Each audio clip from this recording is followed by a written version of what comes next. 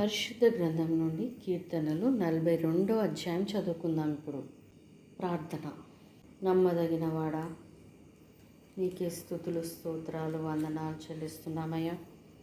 ఇదిగో తండ్రి, నీ వాక్యం ద్వారా మాతో మాట్లాడమని, నీ వెలుగులో తండ్రి మమ్మల్ని నడిపించుమని యేసయ్య పరిశుద్ధ నామం అడిగి వేడుకుంటున్నాను మా తండ్రి, ఆమెన్.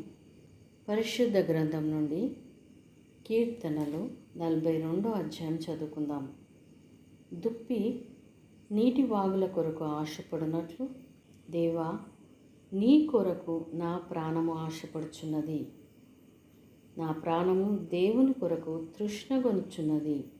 జీవము గల దేవుని కొరకు తృష్ణగొనుచున్నది. దేవుని సన్నిధికి నేనెప్పుడు వచ్చేదను? ఆయన సన్నిధిని నేనెప్పుడు కనపడదను? నీ దేవుడు ఏమాయనని వారు నిత్యం నాతో అనుకొనిచుండగా, రాత్రింబగలు నా కన్నీళ్లు నాకు అన్నపానంలాయను.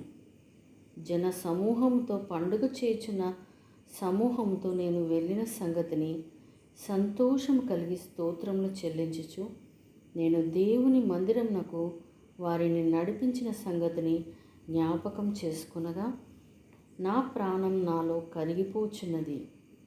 నా ప్రాణమా, నీవు ఏల కృంగియున్నావు? నాలో నీవేల తొందరపడుచున్నావు? దేవుని యందు నిరీక్షణ ఉంచుము. ఆయనే నా రక్షణకర్త అనియు నా దేవుడనియు చెప్పుకొనుచు ఇంకనూ నేను ఆయనను స్తుతించెదను. నా దేవా, నా ప్రాణం నాలో కృంగి ఉన్నది. కావున యోర్దాను ప్రదేశం నుండి, హెర్మోను పర్వతము నుండి, మీసారు కొండ నుండి నేను నిన్ను జ్ఞాపకం చేసుకొంచున్నాను. నీ జల ప్రవాహ ధారల ధ్వని విని కరడును పిలుచుచున్నది. నీ అలలన్నీయు నీ తరంగములన్నీయు నా మీదుగా పొర్లి పారియున్నవి. అయినను పగటివేళ యెహోవా తన కృప కలుగనాజ్ఞాపించును. రాత్రివేళ ఆయనను గూర్చిన కీర్తనయు, నా జీవదాతయైన దేవుని గూర్చిన ప్రార్థనయు నాకు తోడుగా ఉండును. కావున నీవేళ నన్ను మరచి ఉన్నావు.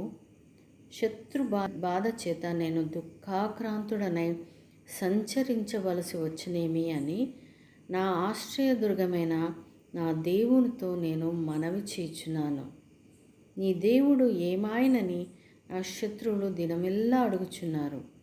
వారు తమ దూషణల చేత నా ఎముకలు విరుచుచున్నారు. నా ప్రాణమా, నీవేల కృంగియున్నావు? నాలో నీవేల తొందరపడుచున్నావు? దేవుని యందు నిరీక్షణ ఉంచుము. ఆయనే నా రక్షణకర్త, నా దేవుడు, ఇంకనూ నేను ఆయనను స్తుతించెదను. దేవుడు తన పరిశుద్ధ వాక్యంను మనందరి వినికిడిలో ఫలింపచేయునుగాక. ఆమెన్.